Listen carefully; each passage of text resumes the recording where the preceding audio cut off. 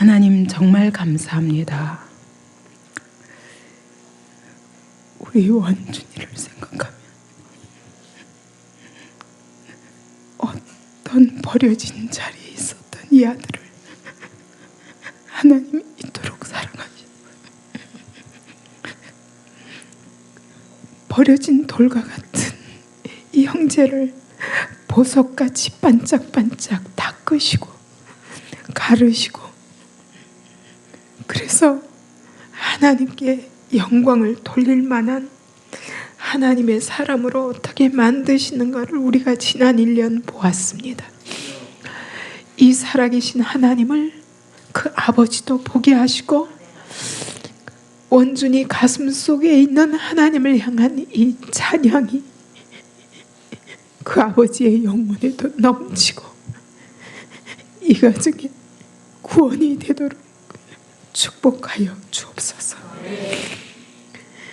이 아들이 예수 그리스도가 나에게 어떤 분이신가를 지난 여름 수련회를 통해서 고백하게 하신 주님, 그 고백이 원준이의 가슴만 아니라 우리 모두가 보게 하시고 온 세상 오늘도 버려진 가정에서 버려진 채 아버지 방황하는 청소년들에게 큰 답이 되게 하시고 우리 아비상을 그렇게 건지신 것처럼 하나님 아버지 온 세계에 있는 제2의 원준이, 제3의 원준이를 하나님께서 건져내시고 축복하사 하나님의 영광의 도구로 바꾸는 일을 저희를 통하여 이루어 주옵소서.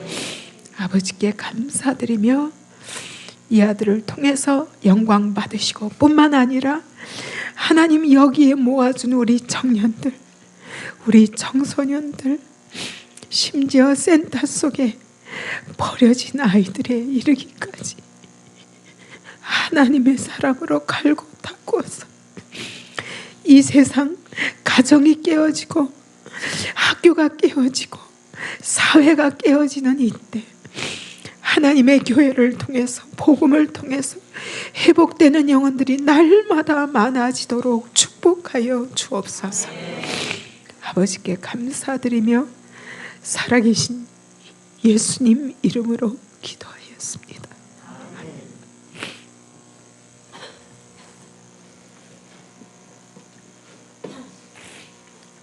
휴지가 다 나가네.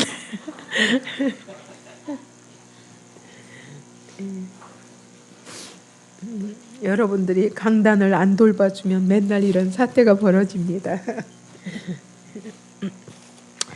감사해요. 감사해서 울게 하시는 하나님께 감사합니다.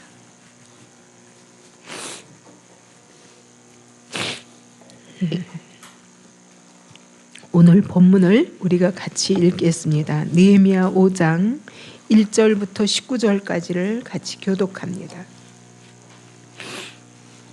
그때 백성들이 그들의 아내와 함께 크게 부르짖어 그들의 형제인 유다 사람들을 원망하는데 어떤 사람이 말하기를 우리가 우리 자녀가 많으니 양식을 얻어먹고 살아야 하겠다고, 어떤 사람은 말하기를 우리가 밭과 포도원과 집이라도 저당 잡히고 이 흉년의 곡식을 얻자 하고, 어떤 사람은 말하기를 우리는 밭과 포도원으로 돈을 빌려서 왕에게 세금을 받았다.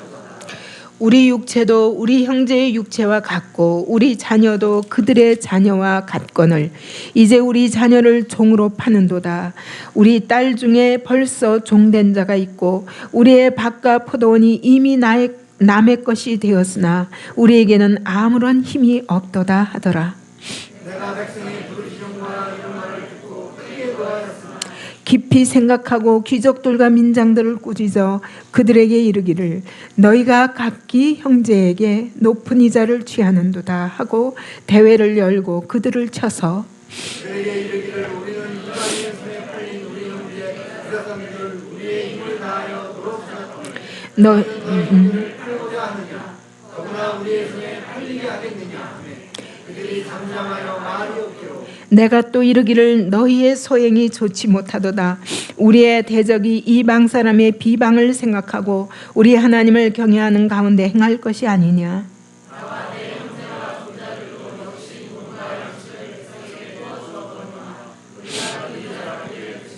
그런즉 너희는 그들에게 오늘이라도 그들의 밭과 포도원과 감람원과 집이며 너희가 구워준 돈이나 양식이나 새 포도주나 기름의 100분의 1을 돌려보내라 하였더니 이를 말하기를 우리가 당신의 말씀대로 행하여 돌려보냈고 그들에게서 아무것도 요구하지 아니하리이다 하기로 내가 제사장들을 불러 그들에게 그 말대로 행하겠다고 맹세하게 하고 내가 옷자락을 털며 이르기를 이 말대로 행하지 아니하는 자는 모두 하나님이 또한 이와 같이 그 집과 산업에서 털어버리실지니 그는 곧 이렇게 털어서 빈손이 될지로다 하매 회중이 다 아멘하고 여호와를 찬송하고 백성들이 그 말한 대로 행하였느니라. 또한 유다 땅 총독을 세움을 받은 때곧 아락사스다와 제20년부터 제32년까지 12년 동안 나와 내 형제들이 총독의 녹을 먹지 아니하였느니라.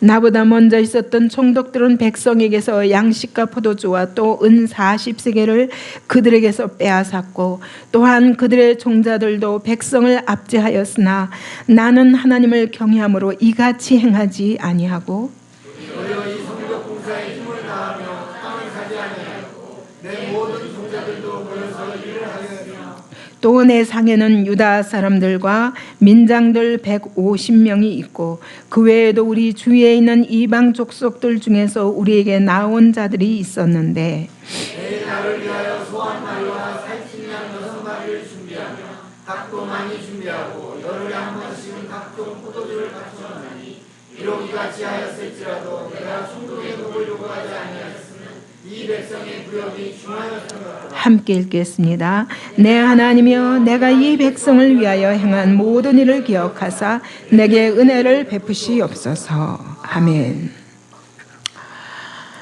여러분, 교회가 어떤 것이라고 생각하십니까? 저는 교회 하면 그리스도다, 보이는 그리스도다, 그렇게 생각합니다. 왜냐하면 오늘 주님은 이 땅에 몸으로 계시지 않습니다. 근데 이 땅에 몸으로 계시는데 거기가 교회입니다.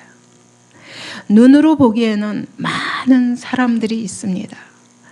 모순과 갈등과 각각 개성으로 절대로 하나 될 수 없는 그런 오합지졸의 모임과 같습니다.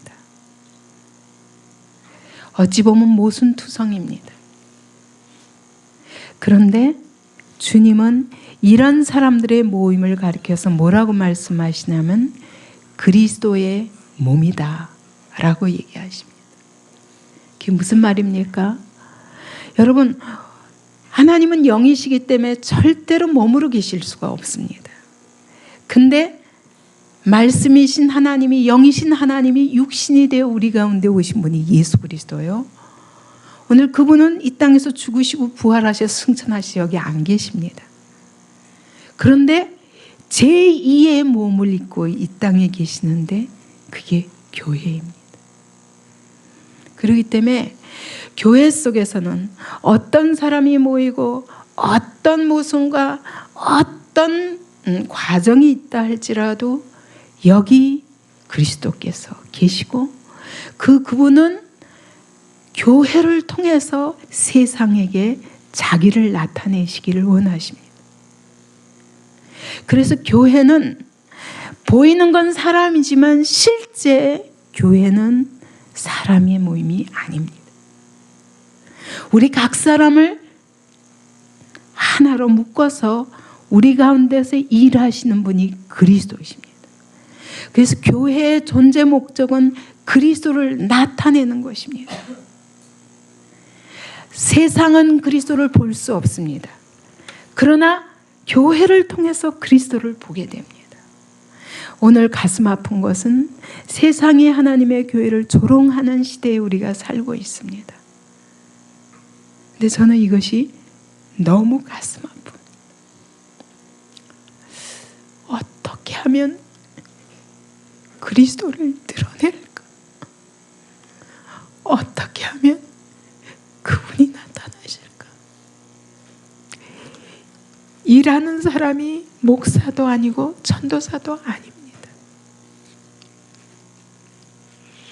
주님이 우리 가운데서 일하십니다. 때로는 이해할 수가 없습니다. 왜 이렇게 하시는지 잘 모릅니다.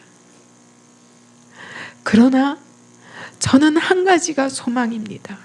마치 욥이 왜 이런 고난을 겪게 하신지 난 잘 모르겠다. 주님과 나는 화목한 가운데 있었다. 그런데 왜 이런 알 수 없는 재앙과 고난이 임하는지 나는 잘 모르겠다. 근데 욥의 고난 자체가 문제가 아니에요. 괜찮다는 거예요. 주신 자도 여호와시오 취하신 자도 여호와시오니 오직 여호와께서 찬송을 받을지어라. 그러므로 지금 뺏어가시거나 지금 보이는 환경이 욥의 고통이 아니에요. 근데 지금 나도 모르지만 하나님의 불꽃 같은 눈앞에서 이 시간을 지나가고 있는데도 불구하고 어려움이 있는 거예요. 그것을 보고 욥의 세 친구는 조롱하는 겁니다. 네가 죄를 지었지. 그렇지 않으면 하나님은 축복의 하나님인데 왜 이런 일이 있겠냐. 그러니까 사실 세 친구의 하나님은 어떤 하나님이냐면 축복을 주시는 하나님이지만 고난 중에는 계시지 않는 하나님이에요. 근데 욥은 그분이 축복을 주시는 것 같이 화도 주시지 않겠느냐, 재앙도 주시지 않겠느냐. 그분이 주시는 것이면 축복도 받고 재앙도 받겠다. 그게 문제가 아니라는 게 욥의 고백인 거예요. 여러분, 이스라엘을 출애굽시키는 것이 하나님의 뜻입니까? 아닙니까? 누구예요? 이스라엘이었습니까? 아니에요. 하나님이셨습니다. 하나님이 애굽에서 전혀 나오겠다는 생각도 못하고 부르짖고 있었던 이스라엘 백성들을 건져내신 분이 누구냐면 하나님이시거든요. 분명히 하나님이 시작하신 일이에요. 분명히 하나님의 계획이에요. 분명히 하나님의 뜻입니다. 그리고 하나님은 목적이 있어서 어디론가 가고 계신 거예요. 그래서 홍해를 가르칠 때 막 홍해 앞에서도 원망하고 불평했지만 홍해를 가르칠 때 그들은 너무너무 놀랐습니다. 와, 이런 하나님이구나. 홍해를 건너오고 나서는 춤을 추고 소고치고 나팔을 불면서 찬양했습니다. 이와 같이 크신 신이 어디 있느냐. 우리 하나님과 같은 이가 이 세상에 어디 있겠냐. 그러고 춤췄습니다. 근데 사흘도 못 가서 금방 물이 없고 먹을 것이 없고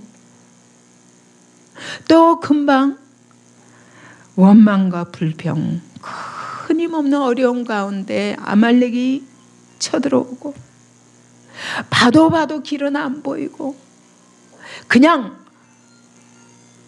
서게 하시면, 그냥 구름 기둥과 불 기둥이 서 계시면 갈 수가 없어요. 동서남북 어딘지 알 수가 없습니다. 얼마나 답답하겠어요. 여러분, 그것도 하루 이틀이지. 하루 이틀이지. 근데 사실은 이스라엘 백성의 어려움은 물이 없는 게 어려움이 사실은 아니었습니다. 이스라엘 백성의 광야 생활의 가장 큰 어려움은 홍해도 아니었습니다. 양식이 없는 것도 아니었습니다. 아말렉과의 전쟁도 아니었습니다. 요단강도 아니었습니다. 뭐가 이스라엘을 괴롭게 한 건가요? 뭐가? 예? 뭐가 이스라엘 백성들의 이 광야길에 발목을 잡았나요? 예? 모르시는 분들 같아요. 뭐였어요? 원망과 불평이죠. 그것 때문에 38년을 방황한 거 아니에요. 그죠? 우리를 부르신 분이 하나님이시라면 어떤 어려움이 있다 할지라도 여기에도 하나님의 임재가 있고 여기에도 하나님의 계획이 있고 여기에도 하나님의 선하신 뜻이 있다는 걸 믿어야 되는데 금방 잊어버린 거예요. 왜? 하나님이 인도하시는 길은 쫙 열리는 평탄한 길일 줄 알았죠. 이게 이스라엘의 하나님을 아는 데 있어서 유아적인 지식인 거예요. 아직 하나님을 깊이 모르는 거예요. 욥과 같은 믿음으로 하나님을 알 수 없어요. 새 친구의 믿음과 같은 거예요. 그래서 그걸 연단하는데 38년을 더 방황해야만 했었습니다. 여러분, 이스라엘 백성들이 다 무너진 성전, 그것을 회복시키신 것이 누굽니까? 이스라엘입니까? 아니에요. 그들은 나라는 이제 없어졌다. 이제는 예루살렘으로 돌아가는 건 도저히 자기네 힘으로는 할 수 없이 바벨론과 메대와 바사의 종으로 살았습니다. 근데 포로 귀환을 시키신 것은 고레스를 통해서 전혀 이방인, 이게 하나님을 알지 못하는 이방 왕을 통해서 하나님이 시작하신 일이에요. 근데 그 땅에 돌아왔습니다. 근데 또 다른 70년이 지나도 완전히 예루살렘 성이 회복되지는 않는 거예요. 많은 방해가 있었습니다. 산발락과 도비아의 방해가 있었고, 동서남북으로 사마리아와 아라비아와 암몬과 아스돗과 이 사람들이 사방으로 방해하고 있었습니다. 왜요? 그들은 하나님 나라가 회복하는 걸 싫어해요. 왜? 그러면 이것이 큰 세력이 되어서 자기네들이 위협받기 때문입니다. 예수님이 말씀하시기를 세상이 너희를 미워할 것이라 그랬어요. 왜냐? 너희에게 속하지, 너희가 세상에 속하지 아니하였기 때문이라 말씀하십니다. 여러분, 이 세상은 하나님 나라가 회복되는 걸 싫어합니다. 하나님의 교회가 부흥하는 걸 싫어합니다. 복음이 왕성한 걸 싫어합니다. 근데 사실은 이런 주변 세력이 다 연합해서 이 이스라엘을 공격하고 느헤미야를 공격했지만 이것은 큰 문제가 아니었습니다. 왜요? 난간이 있으면 있을수록 어때요?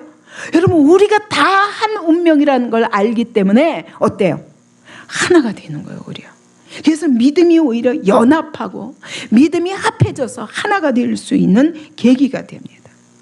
근데 그보다 더 무서운 것은 우리 내부의 갈등이요.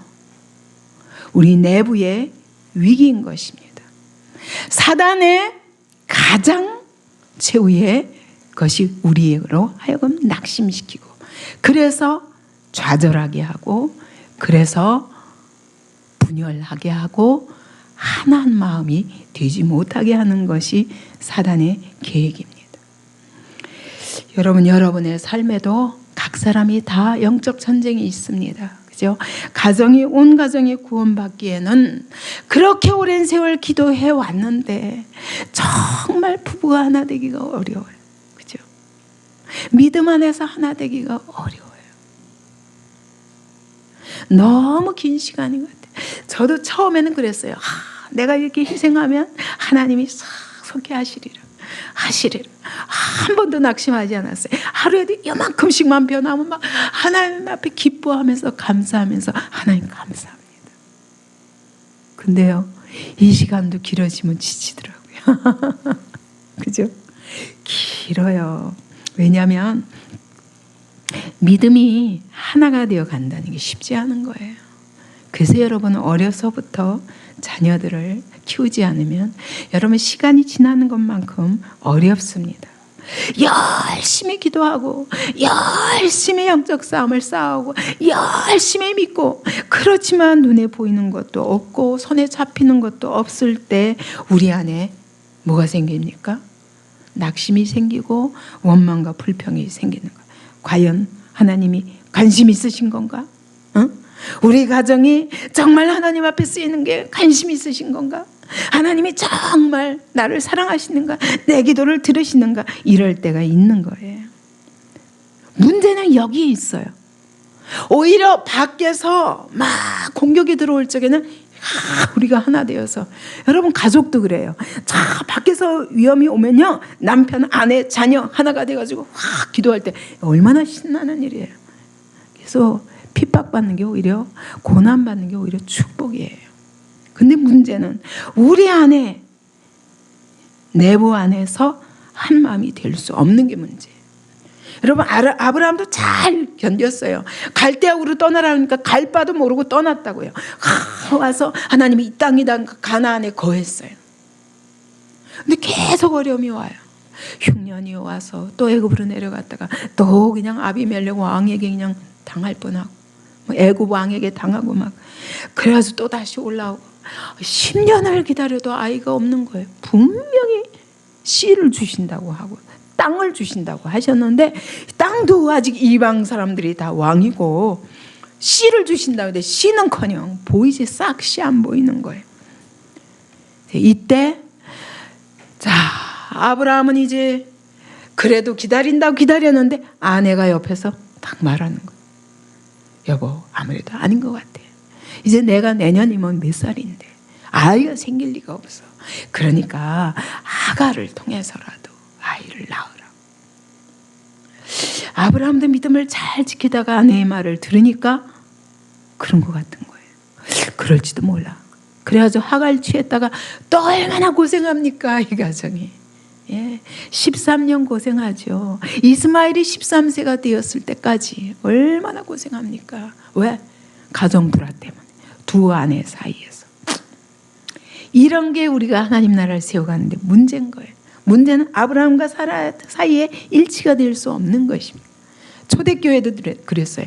헤로드 왕이 막 핍박하고 그리고 막 사내들인 공회가 막 공격할 때는 그리고 베드로도 막 감옥에 갇히고 그럴 때 막 기도하다가 정말 천사가 나타나서 옥문을 다 열어주고 그래서 건졌어요.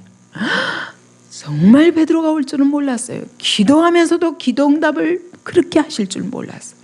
베드로가 왔을 때 얼마나 기뻤겠어요. 그래가지고 다 함께 기도합니다. 나보고 예수 이름을 말하지도 말고 전하지도 말래. 그러니까 다 같이 기도했어요. 하나님 우리에게 표적과 이사를 나타내사 이 모든 것 이기고 저들에게 담대히 복음을 전하게 하옵소서. 전하면 죽인다고 그러는데도 그렇게 할 힘이 있었고 그렇게 기도할 때 땅이 진동하면서 하나님이 응답하셨고 그들은 담대히 하나님의 말씀을 전했습니다. 근데 문제는 점점 재산을 하나님의 교회에 갖다 놓고 다 서로 통용하며 이런 사람들이 많아지고 헌신자가 많아지고 하루에 3,000명 5,000명이 회개하고 계속 교회가 부흥하다 보니까 헌금이 많아졌어요. 구제를 나눠야 되는데 구제에 불평을 갖기 시작합니다. 내부 갈등이 생기니까 그 큰 위험도 다 이겼는데 분열이 일어납니다. 히브리파, 헬라파. 여러분, 우리가 밖에 적은 얼마든지 기도로 말씀으로 하나 되어 물리칠 수 있습니다. 그러나 우리 안에 생기는 갈등과 우리 안에 생기는 원망 불평과 이 내부 안에서 생기는 다른 생각과 이것들이 문제인 거예요. 하나님 나라를 향해서 나아가면 모든 게 만사형통해야 되는데 그렇지 않거든요. 많은 어려움이 있거든요. 어려움을 도저히 볼 수가 없어요. 하나님의 일이라면 어떻게 이런 어려움이 생길 수 있는가? 이것은 분명히 하나님의 뜻이 아니다. 이렇게 하고 다툼이 일어나고 갈등이 일어나는 것입니다. 여러분 우리는 밖에서 원수는 이기기 어려운데 우리 안에 내 자신은 이기기가 어려워요. 그죠? 여러분 안에 생기는 이 마음과 생각과 갈등들은 또 어려운 것입니다. 오늘 느헤미야 시대도 똑같았어요. 백성들이 이제까지 산발랏도 이기고 도비야도 이기고 막 그냥 한 손으로 일하고 그죠? 한 손으로 병기를 잡고 이러고는 막 이기고 여기까지 왔는데 자 5장에 와서 1절 읽겠습니다. 그때의 백성들이 그들의 아내와 함께 크게 부르짖어 그들의 형제 유다 사람들을 원망하는데 백성과 백성 사이에 원망이 생기기 시작합니다. 문제는 뭐냐? 2절에 보니까 어떤 사람은 말하기를 우리와 우리 자녀가 많으니 양식을 얻어먹고 살아야겠다. 한마디로 식량난이 생긴 거예요. 왜 식량난이 생겼을까요? 여러분 성벽 재건에 올인해서 자기 집도 다 버려두고 논밭 다 버려두고 어디 왔어요? 예루살렘 성에 와서 지금 살고 있는 거예요. 52일 동안을 다 살고 있는 거예요. 이 동안에 농사 지을 수 있어요, 없어요? 두 가지 일 할 수 있어요, 없어요? 여러분 예를 들면 직장 다 내려놓고 온 거예요. 내려와서 하다 보니까 먹고 사는 게 힘들어졌어요. 이것은 사실은 어쩔 수 없는 일인데 문제는 이게 끝이 아닌 거예요. 여기에 가난한 자와 부자가 있다는 게 문제인 거예요. 우리가 다 같이 굶으면 오히려 허리띠 졸라매고 자 이거 52일 못 견디겠어요? 여러분 이거 못 견디겠어요? 저는 2년도 괜찮아요. 예, 20년이라도 내가 견뎌서 이 하나님의 뜻이 이루어진다면 기쁘게 할 수 있을 것 같아요. 그러나 다 같이 그런 건 아니거든요. 그 여기에 부자와 가난한 자가 있다 보니 이제 문제가 생기는 거죠. 왜? 어떤 사람은 그래서 이게 그러니까 농사를 지을 수 없는 데다가 흉년까지 온 거예요. 3절에 보니까 이 흉년의 곡식을 얻자. 그렇게 하기 위해서 어떻게 했냐면 밭, 포도원, 집 이런 걸 저당 잡히면서 담보로 해서 곡식을 사들이게 된 거예요. 근데 여기에다가 재산세까지 내야 되거든요. 아닥사스다 왕에게 세금도 내야 돼요. 돈이 있어야죠, 돈. 그러니까 할 수 없이 꾸잖아요. 부자들한테 돈을 꿨다고요. 어느 시대나 그렇습니다. 부자는 어려워도 살고 오히려 위기 때 돈을 더 벌더라고요. 돈이 돈을 낳으니까. 근데 가난한 사람은 어려울수록 점점 더 힘든 거 아니에요? 그러다 보니까 세금을 내야 되는데 돈이 없으니까 부자들한테 돈을 꿨는데 이게 급전을 얻다 보니 빚을 내다 보니 그래서 세금을 바치긴 바쳤어요. 안 바치면 안 되니까. 근데 이게 쌓여가지고 뭐 하게 되었다? 예, 이게 자녀들을 종으로 파는 일까지 생겼다. 그러니까 이자를 못 갚으니까 이자로 자녀들까지 종으로 파는 자리까지 온 거예요.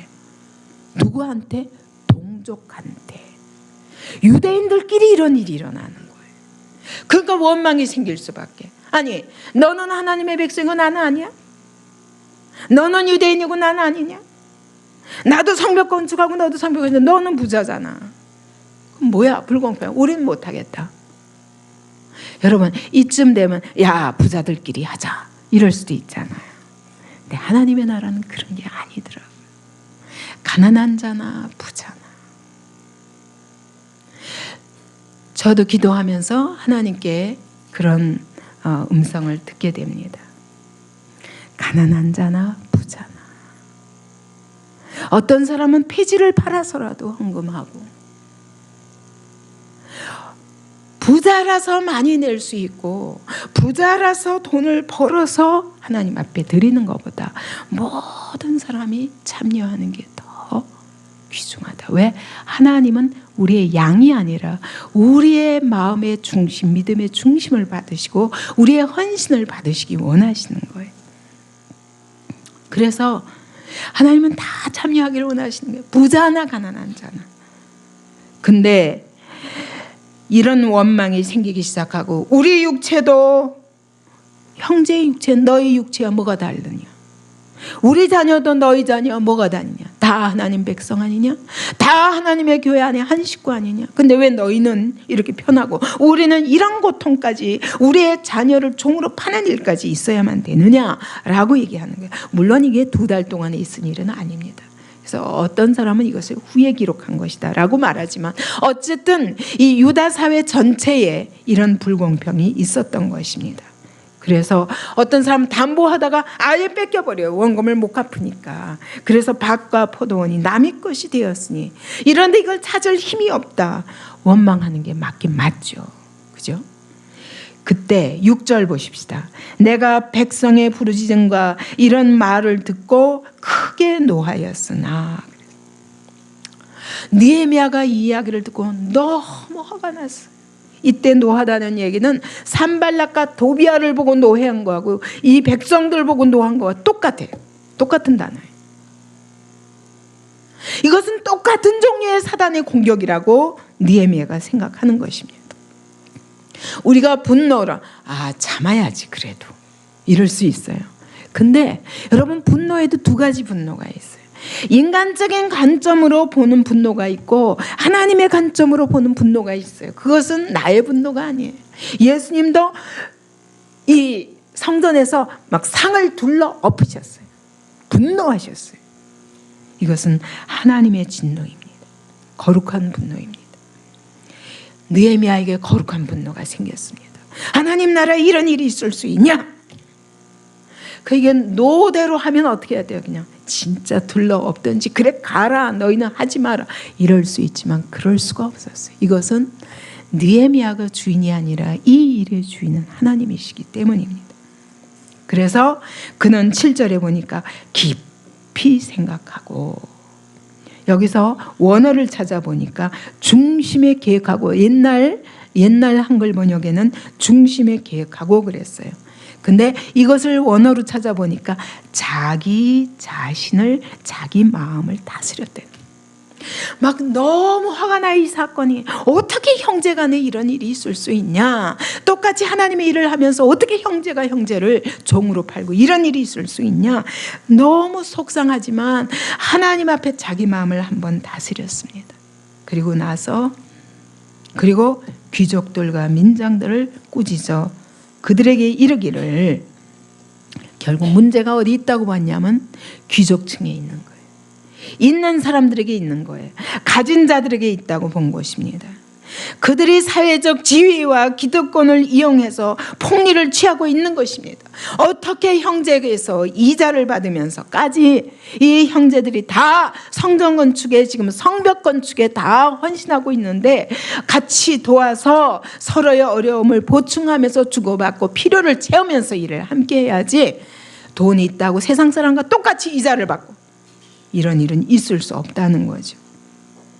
그래서 꾸짖었다. 다시 말하면 이 느헤미야가 이제 말씀으로 설교를 하기 시작하는 거예요. 여기서 꾸짖는다는 말이 논쟁이나 마찬가지인데 이거는 설교를 말씀으로 설명하기 시작해. 왜 이렇게 하면 안 되는가? 그가 자기를 다스리는데, 여러분, 내가 다스려야지 그런다고 다스려져요? 안 다스려져요. 여기서 깊이 기도했다는 얘기예요. 하나님 앞에 내 마음과 하나님의 마음을 헤아리면서 내가 하나님보다 앞서갈 수는 없기 때문에 하나님의 마음과 하나님의 생각을 전달해야 되겠는 거예요. 그렇게 기도하는 중에 그가 하나님의 말씀을 깨닫게 되는 거예요. 그래서 그 말씀 가지고 지금 설명하는 것입니다. 예를 들면 레위기 25장 37절을 같이 읽어보죠. 25장 37절 시작. 너는 그에게 이자를 위하여 돈을 구워주지 말고 이익을 위하여 내 양식을 구워주지 말라. 여러분, 이자를 받고 돈을 늘리기 위해서, 내 돈을 늘리기 위해서 돈 구워주지 말라. 너의 이익을 위하여 양식을 구워주지 말라. 형제들에게 이자를 받지 말라는 거예요. 우리가 구워줄 적에는 내게 있어서 구워주면, 그러면 구워주는 것으로 끝나야지. 다시 돌려줄 수 있으면 감사하지만 거기다 이자를 받는 것은 안 된다라고 말씀하시는 거예요. 또 신명기 23장 20절을 같이 읽어봅시다. 시작.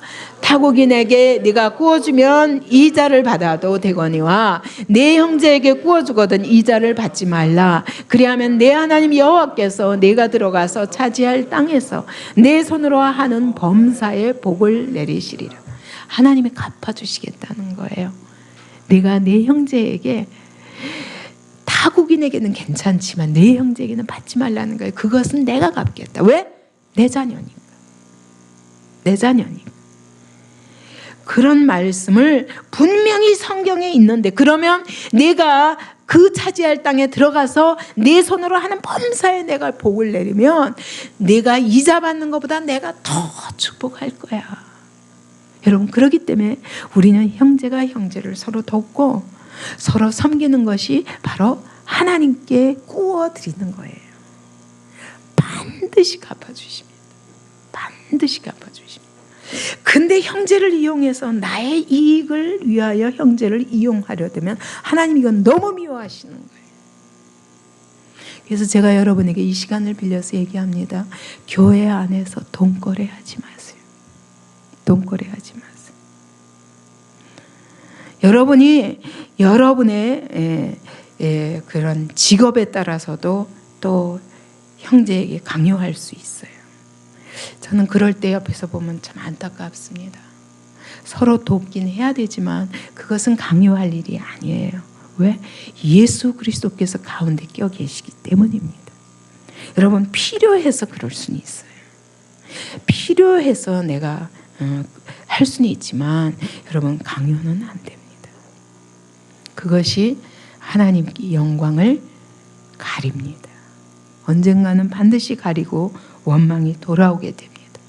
이것은 예수 없는 관계에서는 가능하지만 예수님을 사이에 두고는 이 모든 욕이 예수께로 돌아가고 이 모든 욕이 교회로 돌아가는 거예요.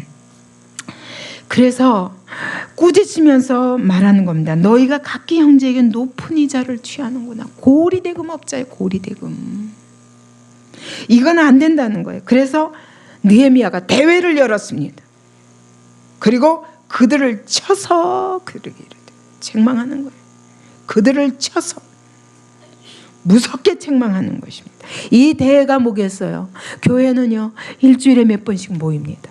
모이는 예배 속에서, 그렇죠? 모이는 예배 속, 그것이 큰 대회죠. 아니면 이것을 위해서 특별히 모였을 수도 있지만, 그러면서 그들에게 이르기를, 우리는 이방인의 손에 팔린 우리 형제 유다 사람들을 우리의 힘을 다하여 도로 찾았구나. 이게 무슨 말이냐면, 바벨론 포로로 있었을 때, 메대와 바사의 포로로 있었을 때, 여러분 어디인가는 포로로 속해 있잖아요. 그렇기 때문에 이걸 다시 데려오려면 돈을 지불해야 됐다는 거예요. 물론 돌아가라, 고레스가 누구든지 돌아가라 그랬지만, 돌아갈 수 있는 사람은 돌아가지, 어떤 사람은 안 내주는 사람들에 대해서는 지불해야 됐는데, 느헤미야와 여러 사람들이 자기가 가지고 있는 사유재산을 털어가면서까지 형제들을 꺼내왔다는 거예요. 왜? 이방의 종이 된 자기 형제를 구하기 위해서. 우리는 우리의 돈을 지불하면서까지 그들을 우리 힘을 다해서 도로 찾았는데, 너희가 꼭 이방인처럼 자기 형제를 도로 종으로 사다니, 이게 말이 되냐 그거예요. 이 바벨론 포로에서 돌아온 사람들의 대부분은 어떤 사람들이겠어요? 여러분, 에스더가 돌아왔습니까? 왕후 자리를 버리고 돌아올 수도 없었어요. 그죠? 또 모르드게가 돌아왔습니까? 돌아올 수 없어요. 왜? 거기서 차지하고 있는 위치가 있기 때문에. 그러면 대부분 돌아온 사람들은 뭐예요? 아무것도 없는 가난한 사람들이에요.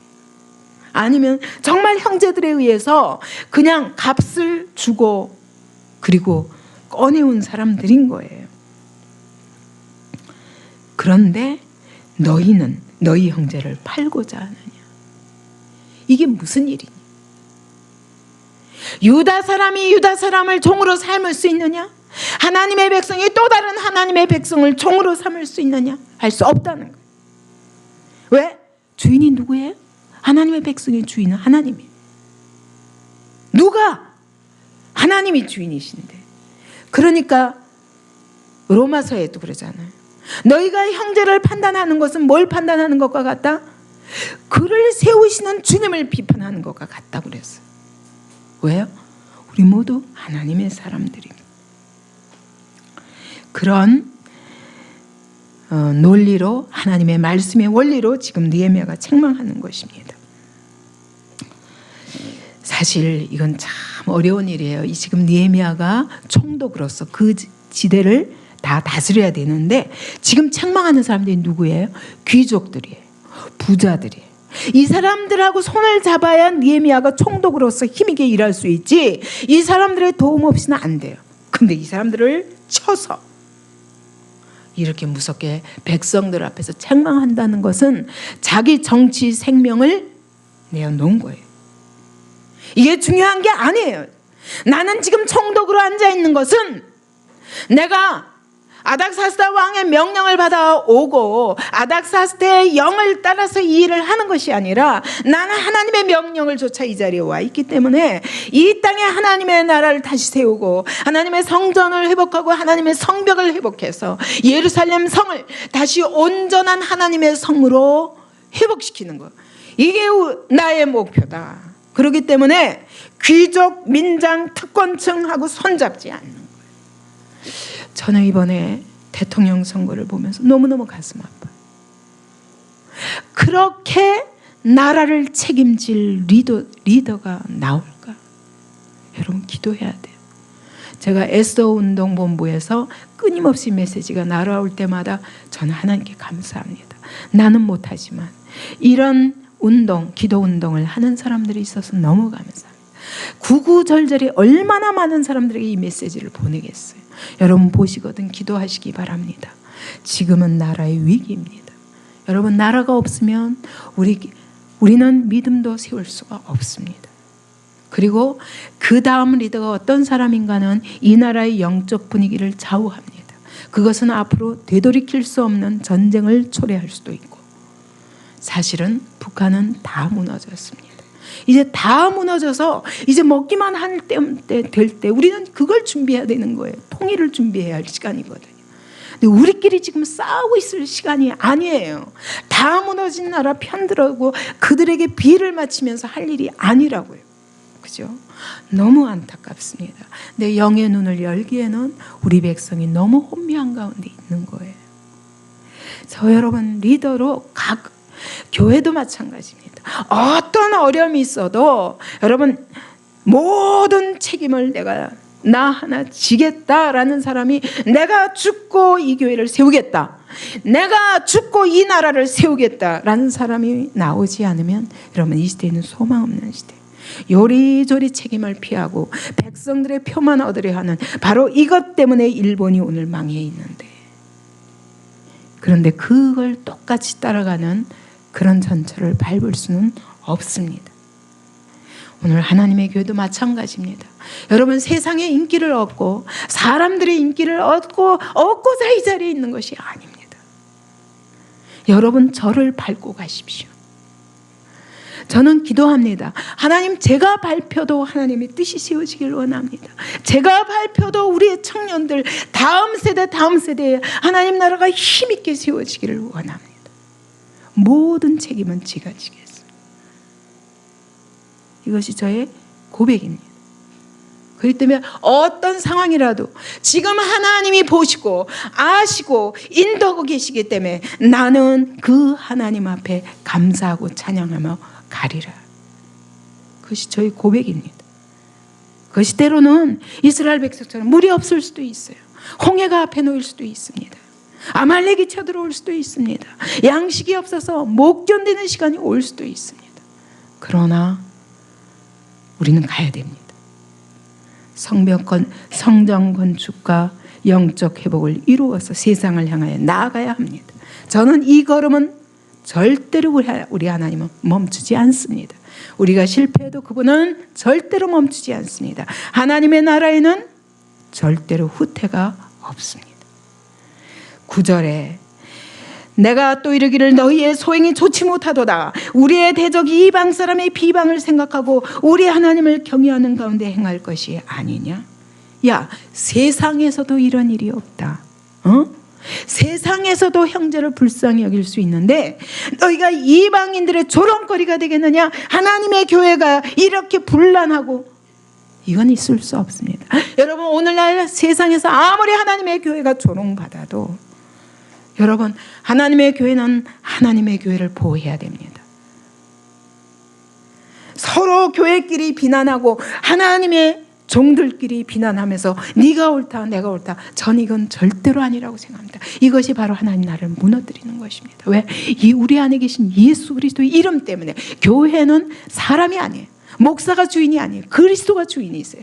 그분이 일하고 계시기 때문에 우리는 오늘 그분이 홍해를 통과하게 하시든 아니면 쓴물을 만나게 하시든 양식 없는 기간을 지내게 하시든 우리는 다 같이 오늘도 이 자리에 계신 주님이 여기에 인도하시고 이것을 반드시 통과하지 않으면 그 다음 길이 없기 때문에 인도하신 것을 믿어야 되는 것입니다.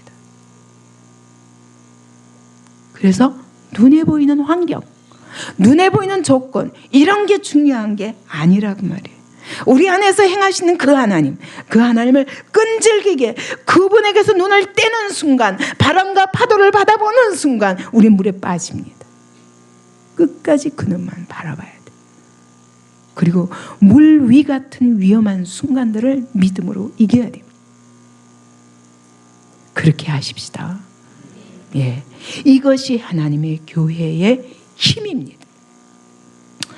우리 하나님을 경외하는 가운데, 여러분 여기 계신 하나님을 경외하는 가운데 우리 해야 되지 않겠냐? 여러분 하나님을 경외하는 삶이 뭐예요?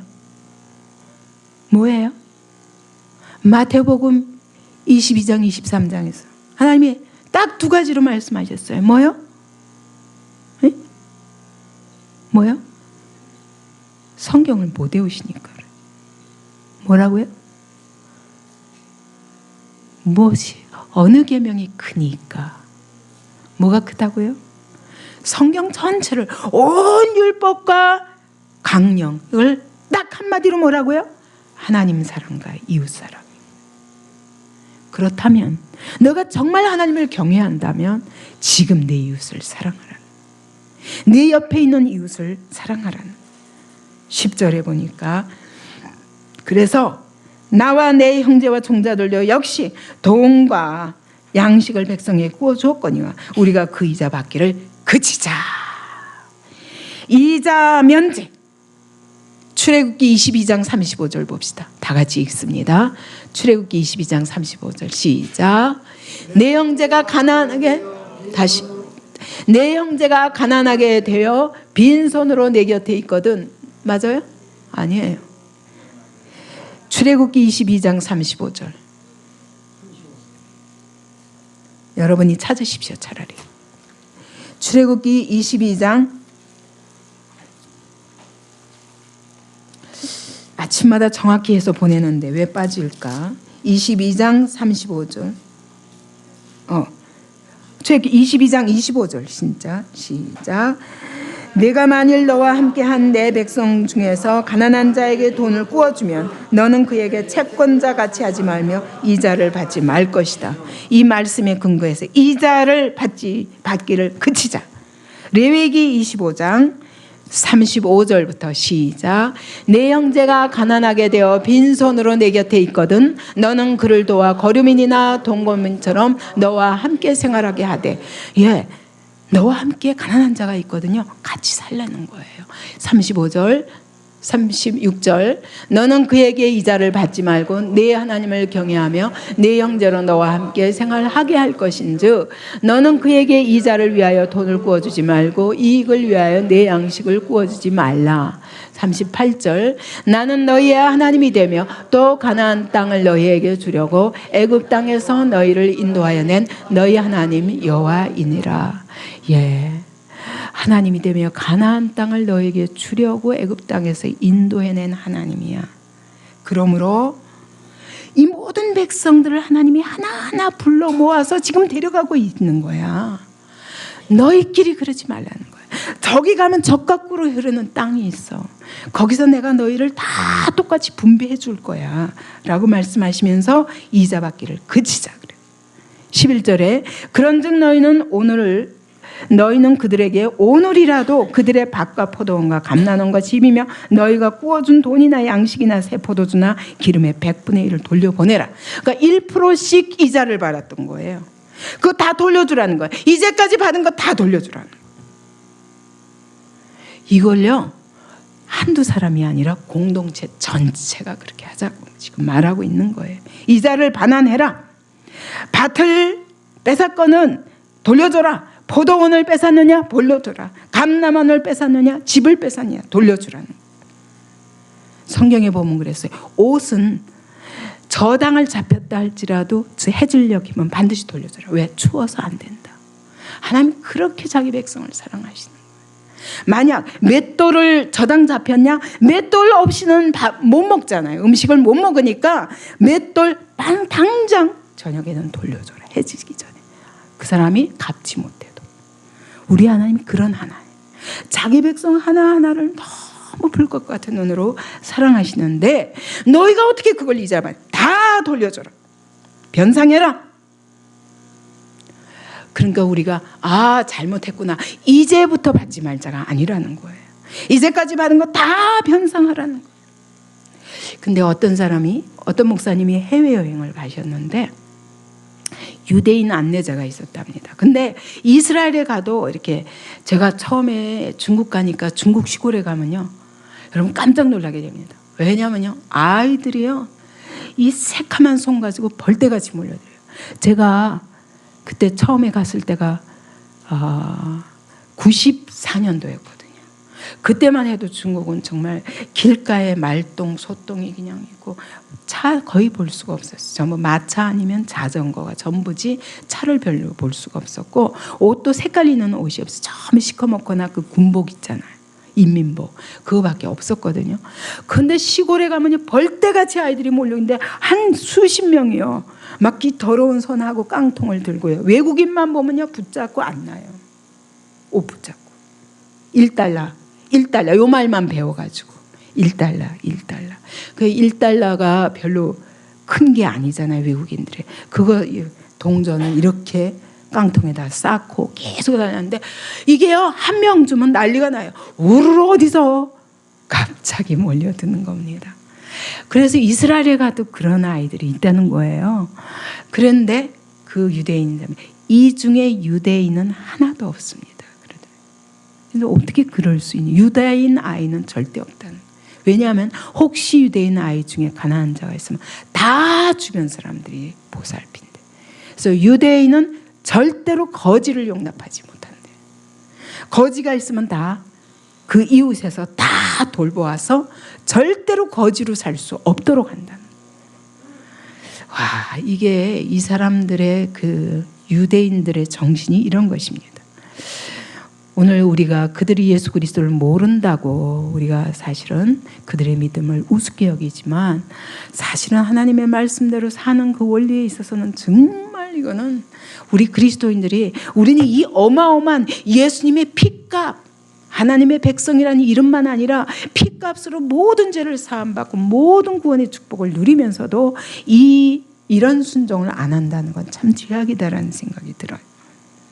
그러면서 그가 하는 말이 세계에서 세금을 가장 많은 내는 민족이 유대인입니다. 그러더래요.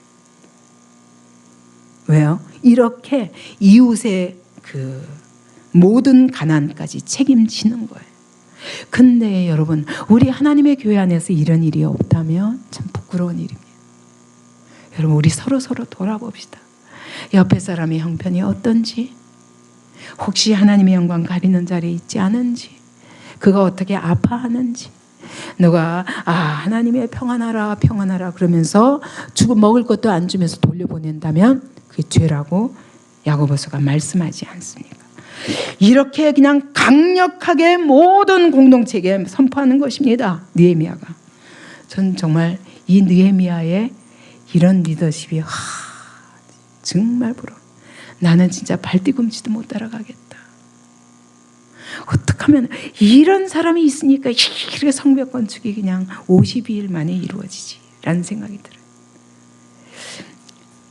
12절에 보십시오. 그들이 말하기를 우리가 당신의 말씀대로 행하여 돌려보내고 그들에게서 아무것도 요구하지 아니하리이다 하기로 내가 참 이렇게 선포하는 느헤미야도 대단하지만 이 말씀 앞에 그들이 말하기를 우리가 당신의 말씀대로 행하여 돌려보내고 그들에게서 아무것도 요구하지 않겠습니다 라고 고백하는 거예요. 이런 공동체 대단하잖아요. 여러분 설교할 때마다 여러분 아멘 하기도 얼마나 인색합니까? 한번 아멘 해보시겠습니까? 이 말씀 앞에 아멘 하고 이들이 다 화답했다는 거예요. 와, 정말 저는 이런 공동체가 너무 부럽습니다. 우리 안디옥 공동체가 더비 공동체 이런 공동체 되기를 바랍니다. 그럴 때 세상이 흔들 수 없는 교회가 될 줄을 저는 믿습니다. 하나님이 이걸 연단해 가시는 과정이 아닌가라는 생각을 합니다. 그러니까 또 이건 느헤미야는요 여기다 한 수 더 떠요. 아멘 가지고 안 믿어. 아멘 가지고 흡족하지 못해. 그래서 어떻게 하냐면 제사장들을 증인으로 다 불러오는 거야. 제사장들 다 모여라. 그래놓고 그들에게 그 말대로 행하겠다고 이 제사장 앞에서 맹세하라. 그 얘기. 그 얘기는 뭐예요? 하나님 앞에 약속하라는 거예요. 맹세는 돌이킬 수 없어요. 하나님 앞에 한 것은 이거 서운 안 지키면 큰일 나는 거예요. 맹세하라. 하게 하면서 또 거기다가 또 한술 더 떠요. 13절에 보니까 내가 옷자락을 털며 이르기를 이 말대로 행하지 아니하는 자는 모두 하나님이 이와 같이 그 집과 산업에서 털어버리리라. 여러분 이 말씀하면 생각나는 거 있어요. 마태복음 10장에 보면 이제 누구든지 너희를 영접하지 아니하고 너희 말을 듣지 아니하거든 그 집이나 성에서 나가면서 발의 먼지를 털어버리라. 그 얘기는 너희는 복음과 상관없는 자들이다. 너희를 영접하지 않는 자는 나를 영접하지 않는 것이라고 그랬거든. 그러니까 이거 털어버리라는 거는 너희는 하나님의 백성이 아니다. 하나님 앞에서 이 약속을 하고도 지키지 않는다면 너희는 하나님 백성이 아니다. 하나님 저들의 집을 빈털털이 되게 하여 주옵소서. 저들의 산업을 빈털털이 되게 하여 주옵소서. 와, 강력한 리더십입니다. 저는 거기에 비하면 엄청 마음이 약해가지고요. 아마 제가 부끄러워서 그러나 봐요. 근데 느헤미야는 단호하게 다 털어버리시옵소서. 저들의 집과 산업을 다 털어버리시옵소서. 그 얘기는 느헤미야도 털어버렸기 때문에 이런 말을 할 수 있는 그때 빈손이 될지로다 하니까 회중이다. 아멘. 여러분 여기 아멘 할 수 있어요. 여러분이 만약 하나님 앞에 이 약속을 지키지 아니하고 형제가 형제를 돌보면서 하나님의 나라를 세운 일에만 우리가 전심해서 나가자. 그것을 위해서 우리가 모든 나의 희생과 헌신을 다 감수하자. 만약 이것을 안 한 자는 하나님 저들의 집과 산업을 털어버리시옵소서. 그럼 여러분 아멘 할 수 있어요? 대답을 못 하시는 거 보니까 아멘 하실 수 있어요? 좀 약하잖아. 예, 이거는 하나님 나라 위엔 소원이 없습니다. 그런 사람만 가능합니다. 하나님 내가 사는 이유는 예수 그리스도입니다. 내가 사는 이유는 하나님 나라입니다. 주님 받으시옵소서. 저는 요즘 말할 수 없는 어려움 가운데도 우리 청년들 때문에 너무 감사해요. 기가 막힌 어려움 속에서도 하나님 제 손으로 하는 모든 것을 통하여 성전 건축을 하시옵소서. 이렇게 고백하는 우리 청년들 몇 사람의 고백을 들으면서 제가 힘이 납니다. 아, 이것이 하나님이 기뻐하시는 거구나. 가장 어려운 시간에 그렇게 고백하는 청년들 때문에 제 마음이 이렇게 위로를 받고 힘이 나는 것처럼 저는 우리 주님이 그렇게 기뻐하실 줄 믿습니다. 그리고 백성들이 그 말한 대로 행하였느니라. 와, 이게 진짜 하나님의 공동체입니다. 이게 하나님의 공동체입니다.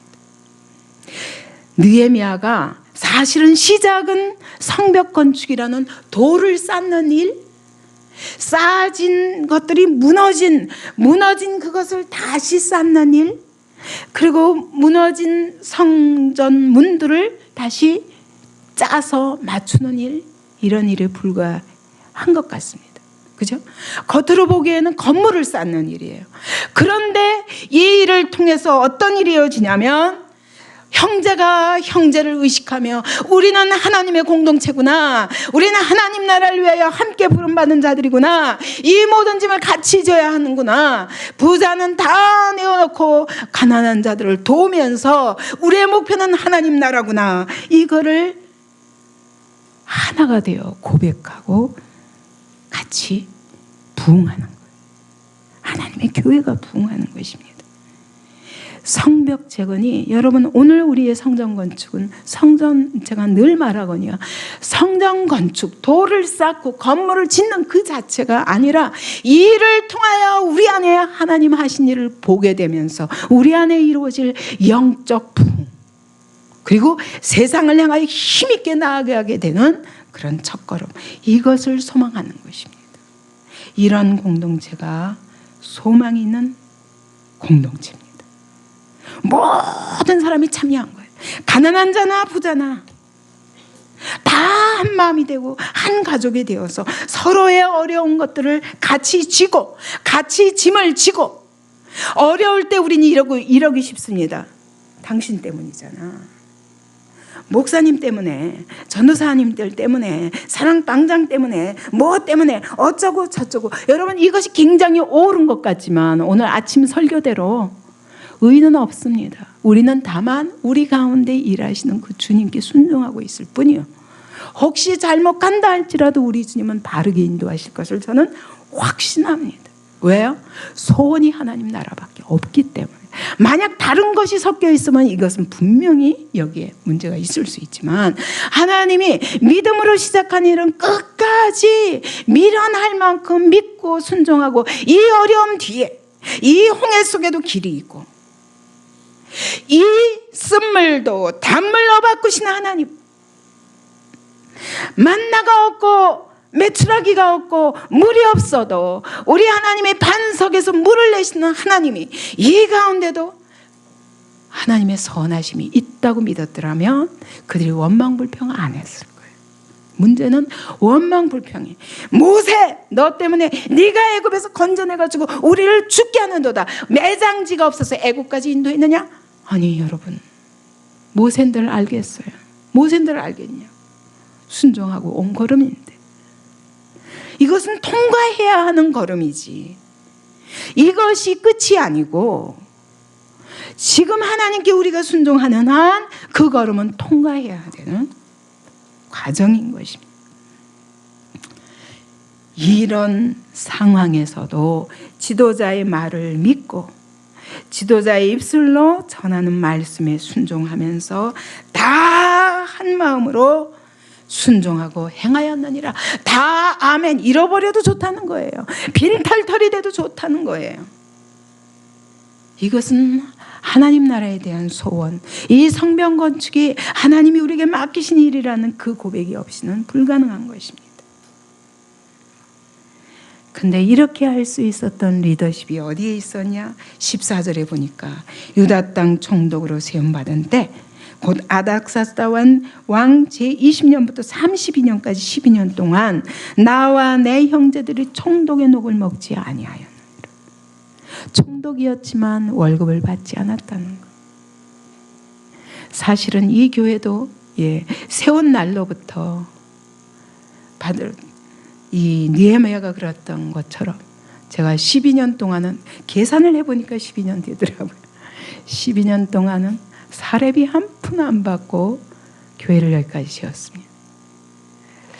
남편의 퇴직금을 받아서 이 성전도 구입할 수 있었습니다. 그런 의미에서 저는 우리 박대성 목사님께 엄청 감사합니다. 물론 그럴 때 어려움이 없었던 게 아니고, 처음에 군포집 도저히 살 수 없는 그 집을 엄청난 위험 부담을 안고 샀고, 하나님이 갚아주셔서 그나마 저희도 집을 얻고 교회도 이걸 얻을 수 있었습니다. 하나님 나라가 오직 유일한 소원이었기 때문에 지금은 다 퇴직하고 하나님 나라만 바라보니까 사례비를 어쩔 수 없이 받지만 어떻게 하면 이걸 더러 하나님께 드릴 수 있을까?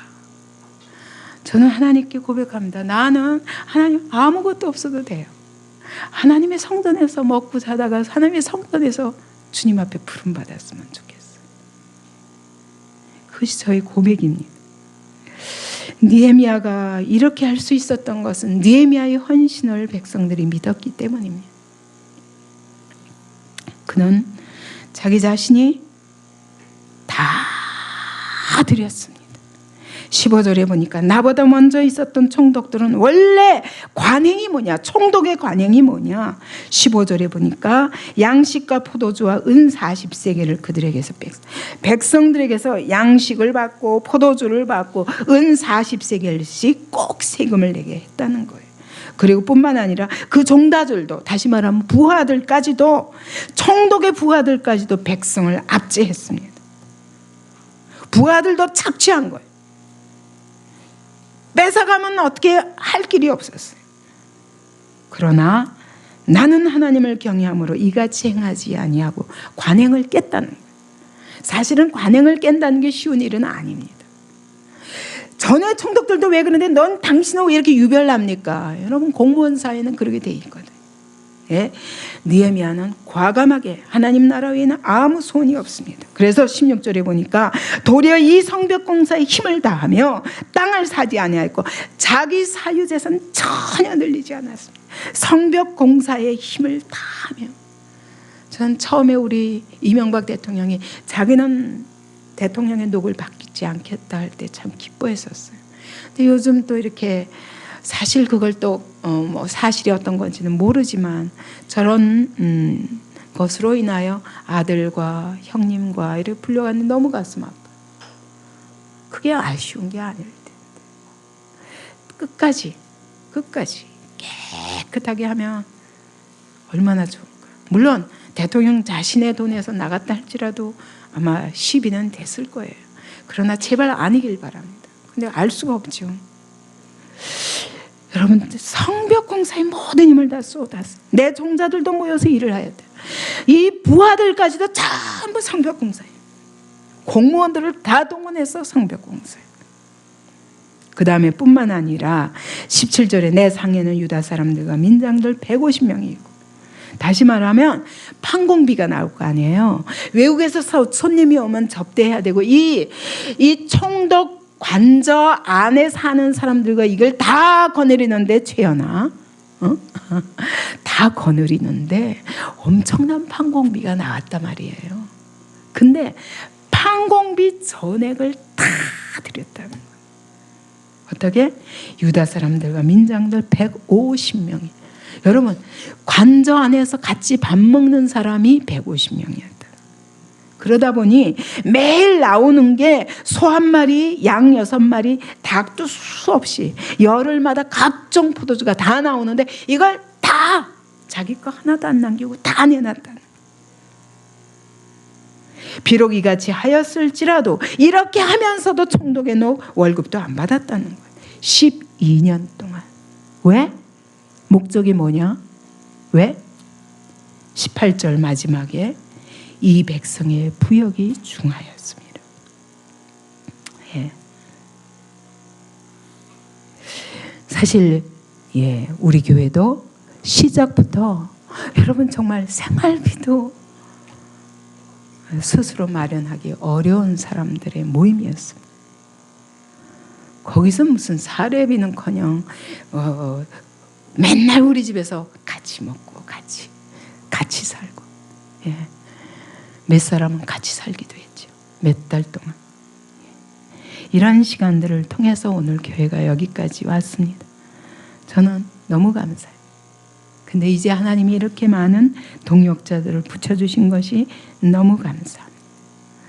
형제들을 위해서 지금은 그래요. 제가 몸이 너무 힘드니까 전에는 우리 집에 바글바글, 오늘도 김정희 씨하고 이게 새성도 이기선 씨하고 제가 급히 집에 갔다 올 일이 생겨가지고 갔다 오는데 목사님 집 처음이에요.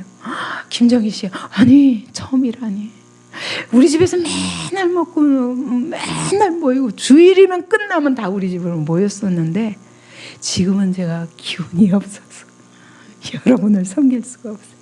전에는 또 아줌마가 있을 때 있었는데 지금 아줌마가 없기 때문에 할 수가 없어요. 근데 제가 때가 되면 구정이니 추석이니 이때 집에 못 가는 사람들은 다 우리 집으로 모여라. 그래 같이 먹긴 하지만 잘해줄 수가 없어요. 사람이 많으면 많을수록 대충 해먹는. 내가 힘들어서 대충 해먹는. 근데 너무 즐거워요. 저는 이렇게 다 다 내 자녀처럼, 다 우리 가족처럼 이렇게 지내는 삶이 저는 너무 즐겁습니다. 느헤미야가 이렇게 할 수 있었던 것은 그의 유일한 궁극적 소망이 하나님 나라의 부흥이었다. 여러분, 안디옥 교회가 무슨 일을 어떻게 한다 할지라도, 여러분 제가 무슨 일을 어떻게 한더라도 여러분 이거 한 가지 의심하면 안 돼. 하나님 나라 부흥에는 소망이 없습니다. 저는 나 한 사람, 내가 썩는 미랄이 되어서 여러분이 이것을 밟고 디디고 많은 열매를 거두는 것 외에 다른 개인적인 아무 욕심이 없습니다. 저 이 세상에 소망이 없는 사람, 내가 오늘 사는 이유는 하나님 나라 하나뿐입니다. 그는 총독이라는 명예, 술관원이라는 명예, 권력 다 포기했습니다. 그것보다 더 귀히 여긴 것은 하나님의 종으로 부름받았다는 이 사실이 감격스러워. 주님 앞에 가는 날까지 신실한 하나님의 나라를 세우고 하나님의 말씀 앞에 100% 순종해서 이 세상에 이 하나님을 보지 못하는, 살아계신 주님을 보지 못하는 이 세상에 살아계신 하나님을 이 교회를 통해서 보고 저를 통해서 볼 수 있다면, 내 자녀들이 저를 통해서 살아계신 하나님을 볼 수 있다면, 그거 한 가지에는 아무 소원이 없습니다.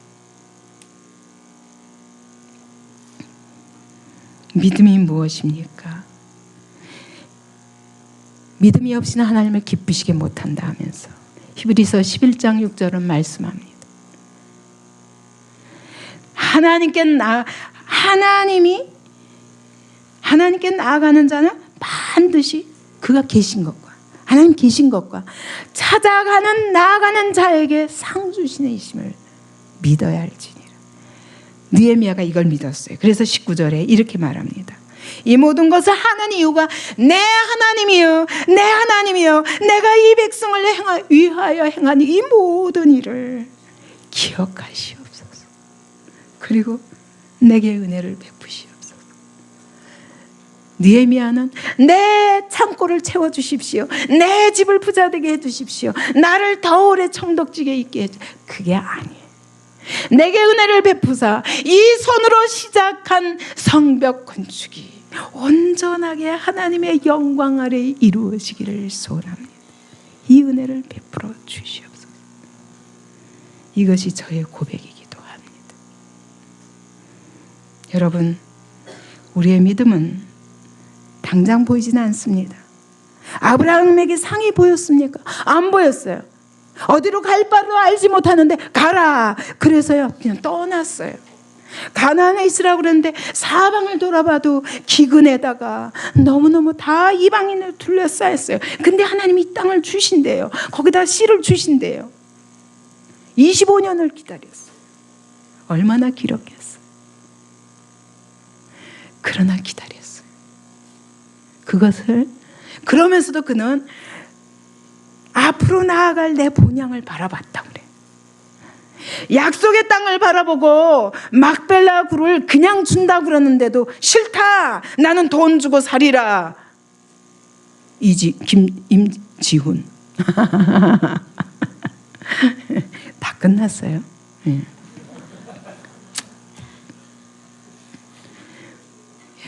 땅을 샀어요. 돈 주고. 왜? 이거는 너는 그렇지만 그 다음 후손들이 내가 내 값 주고 사야 내 후손들이 계속 이 땅을 차지해. 아내가 죽었는데 막벨라 굴을 샀어요. 그래서 후손들이 계속 이 땅은 약속의 땅이다, 약속의 땅이다 기억하도록. 아브라함은 상 주시는 하나님 믿었어요. 이 약속을 이루실 하나님 믿었어요. 근데 그가 죽고 나서도 몇 년 만에 430년 후에나 애굽을 떠나서, 그러고도 그게 거의 500년 걸리는 거죠. 모세도 그랬습니다. 바로의 왕궁에서요 왕자로서 얼마든지 잠시 죄악의 낙을 누릴 수 있었지만 이것보다 하나님 백성과 함께 고난받기를 원했어요. 왜? 하나님 나라, 하나님이 상 주시는 이심을 믿었기 때문에. 노아도 그랬습니다. 여러분, 자기 평생을 다하여서 120년 동안 방주시였어요. 모든 재산으로. 아니, 미쳤지. 비가 뭔데? 그 시대는 비가 뭔지도 몰랐어요. 근데 산꼭대기에다가 배를 짓고 있는. 그 상은 120년 만에 받았어요. 120년 만에. 다 미쳤다고 조롱했습니다. 그러나 120년 만에 받았어요. 오늘 제가 말하는 하나님의 비전, 여러분 믿기 어려울 것입니다. 목사님 허풍? 저는 믿습니다. 왜냐하면 너무너무 하나님의 영광을 이 세상이 보기를 원하기 때문에. 하나님 자신이 보기를 원하실 뿐만 아니라 저도 너무너무 하나님 저를 통해서가 아니라도 좋습니다. 내 후손을 통해서라도 반드시 이 영광을 이 교회를 통해서 보게 하시옵소서. 내 후손을 통해서라도 아들 때 아니면 저 손주 때라도 이 하나님의 영광을 이 세상이 보게 하여 주시옵소서. 이 소원 때문에 저는 믿습니다. 얼마 걸릴지는 몰라요. 순교자들은 더 좋은 부활을 얻고자 해서 심한 고문과 옥고와 조롱과 채찍에 죽어가면서 돌로 침을 당하고 칼로 죽임을 당하고 모든 환난과 확대를 이기면서 이 약속을 붙들었습니다. 상 주시는 하나님, 약속을 이루시는 하나님. 믿으십니까? 믿음이 없이는 하나님을 기쁘시게 할 수 없습니다. 하나님의 공동체의 힘은 숫자에 있지 않습니다. 하나님의 공동체의 힘은 건물의 아름다움에 있지 않습니다. 우리가 가지고 있는 돈에 있지 않습니다. 프로그램에 있지 않습니다.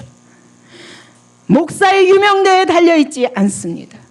어떻게 하면 하나님 나라를 향한 이 믿음과 소원의 하나가 되느냐, 여기 있는 것입니다. 우리의 가장 무서운 적은 외부에 있는 것이 아니라 바로 우리 안에 있습니다. 우리 기도하고 찬양하겠습니다.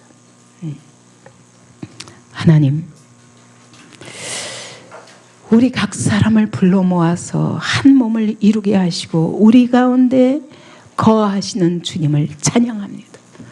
오늘도 이 가운데 살아계시며 우리 가운데서 일하시는 주님을 찬양합니다. 지금은 홍해를 만난 것 같고 지금은 쓴물을 만난 것 같고 지금은 물이 없고 지금은 먹을 것이 없어서 아말렉과의 전쟁 때문에 피곤합니다. 그러나 주님이 우리 가운데 계시며 구름 기둥과 불 기둥으로 인도하심을 믿고 원망하고 불평하는 것이 아니라 하나님의 약속을 보이지 않은 아이 약속을 믿으며 상 주신 하나님을 바라보며 끝까지 함께 달려가기를 원합니다. 주여 붙들어 주시옵소서. 우리를 믿음 안에서 하나로 묶어 주시옵소서. 하나님의 약속을 믿는 믿음 안에 하나가 되게 하여 주시옵소서. 아멘. 살아계신 우리 구주 예수 그리스도 이름으로 기도하옵소서.